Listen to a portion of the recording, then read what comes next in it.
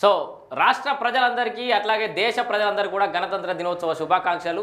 So ముఖ్యంగా తెలంగాణ రాష్ట్ర ప్రజలందరికీ కూడా ఈ గణతంత్ర దినోత్సవం అనేది చాలా ప్రత్యేకమని చెప్పుకోవచ్చు. ఎందుకంటే ఎన్నడూ లేని విధంగా రాష్ట్ర సర్కారు 4 ముఖ్యమైన పథకాలు ఈ రోజు నుంచి అమలు చేయబోతోంది. ఒకవైపు రేషన్ కార్డులు, ఇందిరమ్మ ఇండ్లు, రైతు భరోసా, ఇందిరమ్మ ఆత్మీయ భరోసా అనుకుంటా ఇట్లా కీలకమైన సంక్షేమ పథకాల అమలు అనేది ఈ రోజు నుంచే మొదలు కాబోతుంది. కాబట్టి తెలంగాణ రాష్ట్ర ప్రజానికానికి అయితే ఒక ప్రత్యేకమైన రోజు అని చెప్పుకోవచ్చు. సో దాంట్లో అమలు తీరేట్లా ఉన్నా, దాంట్లో ఏమైనా సమస్యలు ఉన్నా అది వేరే అంశం. కానీ మొత్తంగా ఈ గణతంత్ర దినోత్సవం అయితే కాస్త స్పెషల్ అని చెప్పుకోవచ్చు. అయితే దానికి సంబంధించిన లెక్కలు కూడా ఒకసారి వచ్చినాయి. 4 పథకాలకు సంబంధించి అసలు ఈరోజు ప్రారంభం కాబోతున్న సంక్షేమ పథకాలలో లబ్ధిదారులు ఎంతమంది ఏం కథ అని ఒకసారి చూద్దాం. 4 పథకాలు అయితే ఈ రోజు నుంచి అమలు కాబోతున్నాయి. 86 లక్షల మందికి అయితే లబ్ధి చేకూరబోతుంది. మొత్తం ఎంత 86 లక్షల మందికి. సో సో సో ఏంది గణతంత్ర దినోత్సవం సందర్భంగా ప్రజలు సంక్షేమ పథకాలు పొందుతున్న వాళ్ళు ఎంతమంది? 86 లక్షల మంది ఇవాళ గిఫ్ట్ రూపంలో పొందుకున్నట్టే లెక్క. సో దాంట్లో రైతు భరోసాతో 70 లక్షల మందికి ప్రయోజనం. సో రైతు భరోసా ఎంతమంది? 70 లక్షల మంది.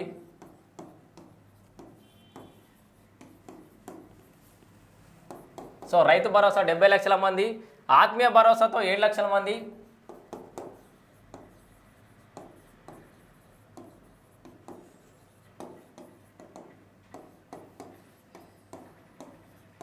ఆత్మీయ భరోసానేమో 7 లక్షల మంది.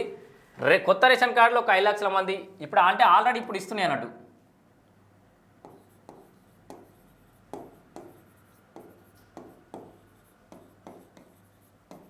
కొత్త రేషన్ కార్డు ఎంతమంది? 5 లక్షల మందికి.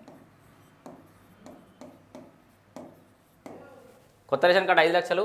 అట్లాగే 4.20 లక్షల మందికి ఇందిరమ్మ ఇండ్లు. సో ఇందిరమ్మ ఇండ్లు కూడా ఇంకా పెరగొచ్చు కూడా, ఎందుకంటే మళ్ళీ తీసుకుంటామంటారు, మళ్ళీ అప్లికేషన్ తీసుకుంటా అంటారు కాబట్టి.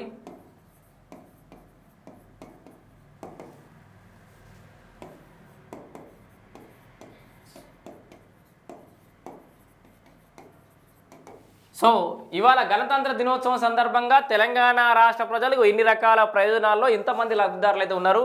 రైతు భరోసా 70 లక్షల మంది, ఆత్మీయ భరోసా 7 లక్షల మందికి, కొత్త రేషన్ కార్డులో ఒక దాదాపు ఒక 5 లక్షల మందికి, అట్లాగే ఇందిరమ్మ ఇండ్లు కూడా ఒక 4.20 వరకు అయితే ఇందిరమ్మ ఇండ్లకు సంబంధించిన లబ్ధిదారులు కూడా ఉండబోతున్నారు. సో నేడు కోస్గిలో పథకాలు ప్రారంభించనున్న సీఎం రేవంత్. సో కాంగ్రెస్ ప్రభుత్వం ప్రతిష్టాత్మకంగా తీసుకున్న రైతు భరోసా, ఇందిరమ్మ ఆత్మీయ భరోసా, కొత్త రేషన్ కార్డులు, ఇందిరమ్మ ఇళ్ల పథకాలు నేటి ఆదివారం నుంచి కార్యరూపం దాల్చనున్నాయి. రిపబ్లిక్ డే సందర్భంగా ప్రతి మండలంలో ఎంపిక చేసిన ఒక గ్రామంలో 4 పథకాలకు శ్రీకారం చుట్టి, సో ఇక్కడ మీరు మండలానికి ఒక గ్రామమే.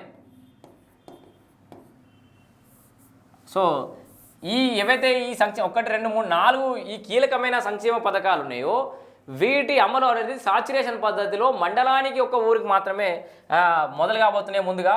సో మీకు ఆ విషయం కూడా చెప్పాలి కాబట్టి చెప్తున్నా.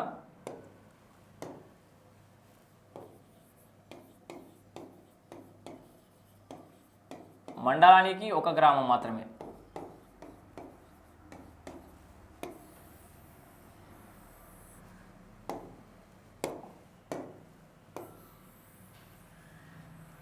సో ముందుగా మండలానికి ఒక గ్రామంలో అయితే ఈ 4 పథకాలు 100%. సో ఈ 4 పథకాలని 100% ఇంప్లిమెంట్ చేస్తారట. ఆ తర్వాతనే మిగతా అన్ని ఊర్లకు కూడా ఇంప్లిమెంటేషన్ అనేది ప్రారంభిస్తారట. ఇక్కడ ఇంకొక కీలకమైన మీరు గుర్తుపెట్టుకోవాల్సిన అవసరం ఏంటంటే ఈ రేషన్ కార్డుల విషయంలో కూడా ఇంకా ఇందిరమ్మ మన మీ సేవలు కానీ, లేకపోతే ప్రజావాళ్ళే కానీ, ప్రజా పాలనలో కానీ ఎక్కడెక్కడ అప్లికేషన్ చేసుకురో మిగిలిన అందరికీ కూడా అవకాశం కల్పిస్తారట. ఇంకా కావాల్సిన కూడా కొత్తగా అప్లికేషన్ అడుకోవచ్చు. నాకు తెలిసి మార్చ్, ఏప్రిల్, మే వరకు. సో మే వరకు లేదా మార్చి వరకు మొత్తం అందరి అప్లికేషన్లకు సంబంధించి అయితే ముగియబోతున్నాయి. సో ఇది నిరంతర ప్రక్రియ అన్నారు కానీ మార్చ్, ఏప్రిల్, మే వరకు అయితే దాదాపు అన్ని లబ్ధిదారుల ప్రక్రియ అనేది ముగియబోతుంది. తర్వాత మళ్ళీ ఒక 3-4 ఏళ్ళ దాకా ఉండొచ్చు, ఉండకపోవచ్చు, లేకపోతే ఎన్నికలు వచ్చే ముందర కూడా ఏమైనా చేస్తే చేయవచ్చు. సో అన్ని గ్రామాల్లోనూ అమలు చేయనున్నారు. రాష్ట్ర వ్యాప్తంగా ఈ స్కీమ్స్ ద్వారా దాదాపు 86 లక్షల మంది ప్రయోజనం పొందుతున్నారు.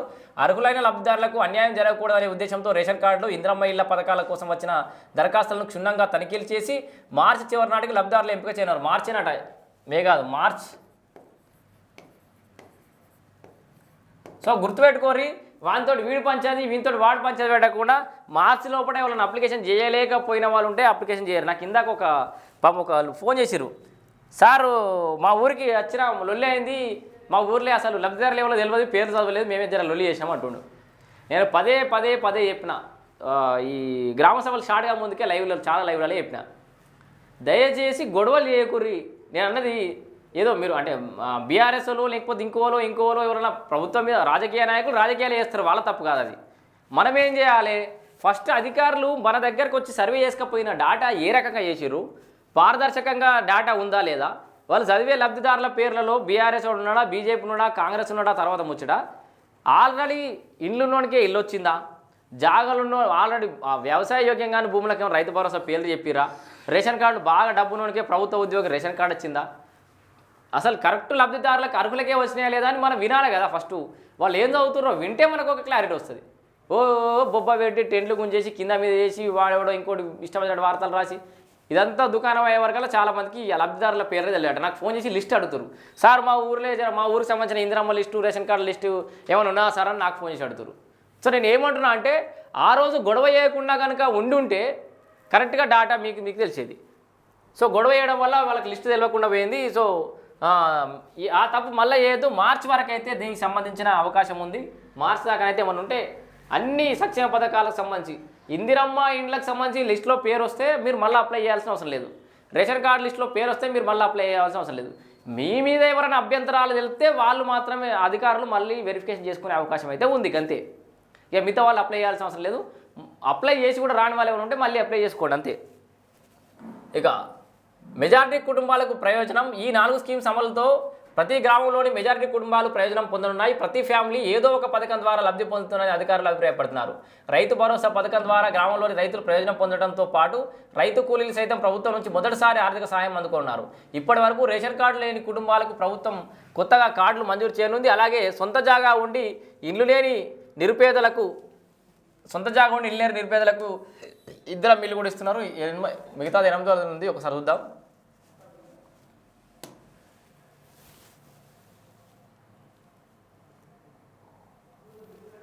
పథకాల పండుగ ఇదిగో ఇందిరమ్మ ఇళ్ల స్కీమ్ ద్వారా సొంత ఇల్లు కట్టుకోవడానికి ప్రభుత్వం ఆర్థిక సాయం చేయనుంది. సో రైతు భరోసాకు 8,750 కోట్లట. సో ఎంత రైతు భరోసాకు 8,700 ఇక్కడనే ఈ లబ్ధిదారులు అయిపోయింది కదా, ఇక్కడనే రాద్దాం కరెక్ట్గా. వీళ్ళు స్కీమ్లు అట్లే ఉంచి రైతు భరోసా ద్వారా 8,750 కోట్లు. ఇప్పుడు అంతమంది లబ్ధి పొందుతురుగా, దాంట్లోకి 8,750 కోట్లేమో రైతు భరోసా. అట్లాగనే ఆత్మీయ భరోసాకు మనం ఇక్కడ ఆత్మీయ భరోసాకు 420 కోట్లు.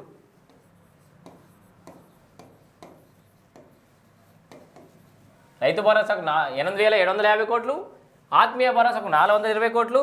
రేషన్ కార్డులకు కొత్తగా 5 లక్షల దరఖాస్తులు. ఈ కొత్త రేషన్ కార్డు 5 లక్షల దరఖాస్తులు అయితే ఈ దరఖాస్తులు అట్లే ఉంది. దరఖాస్తులు అంటారు కానీ మరి లబ్ధిదారులు అని చెప్తలేరు. ఇక ఇందిరమ్మ ఇండ్ల గురించి అయితే 22,000 కోట్లు ఇందిరమ్మ ఇండ్ల స్కీమ్ కోసం ఈ ఖర్చు. సో ఎన్ని ఇండ్లు అనేది లెక్క కాకుండా 22,000 కోట్లు.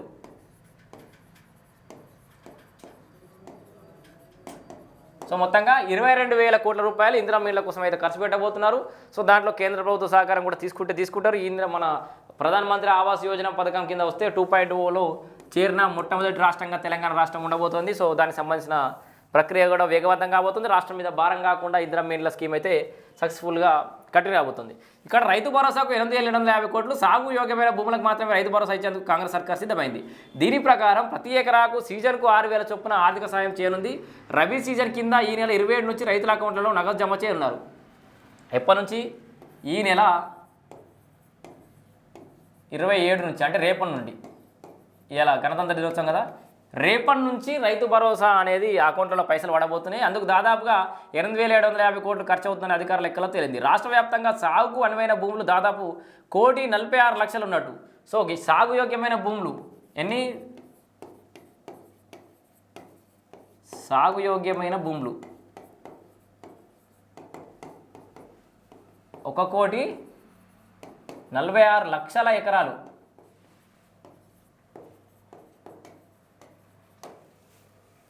సో సాగు యోగ్యమైన భూములు 1,46,00,000 ఎకరాలు ఉన్నట్టు సర్వేలో వ్యవసాయ రెవెన్యూ అధికారులు గుర్తించినట్టు తెలిసింది. ఈ స్కీమ్ కింద సుమారు 70 లక్షల మంది రైతులు లబ్ధి పొందనున్నట్లు వ్యవసాయ శాఖ వర్గాలు తెలిపాయి. బీఆర్ఎస్ హయాంలో సాగు యోగ్యం కాని భూములైన గుట్టలు, కొండలు, మైనింగ్ భూములు, రియల్ ఎస్టేట్ వెంచర్లు, రోడ్లు, గోదాములకు సైతం పెట్టుబడి సాయం అందింది. ఈ మధ్య జరిపిన సర్వేలో సాగు యోగ్యం కాని భూముల వివరాలను గ్రామాల వారీగా ప్రభుత్వం ప్రకటించింది. ఇక ఆత్మీయ భరోసా విషయానికి వచ్చేసరికి తొలిసారిగా రైతు కూలీలకు ప్రతి సీజన్కు 6,000 చొప్పున ఆర్థిక సాయం చేసేందుకు ప్రభుత్వం సిద్ధమైంది. ఉపాధి పనులు చేసే జాబ్ కార్డు ఉన్న వారిలో భూమి లేని కుటుంబాలను గుర్తించింది. అందులో ఏడాదిలో 20 రోజుల పాటు కూలీ పనులు చేసుకునే వారికి ఆర్థిక సాయం చేస్తామని ప్రకటించడంతో పాటు ఇప్పటి వరకు దాదాపు 6 లక్షల మంది రైతు కూలీలను గుర్తించారు.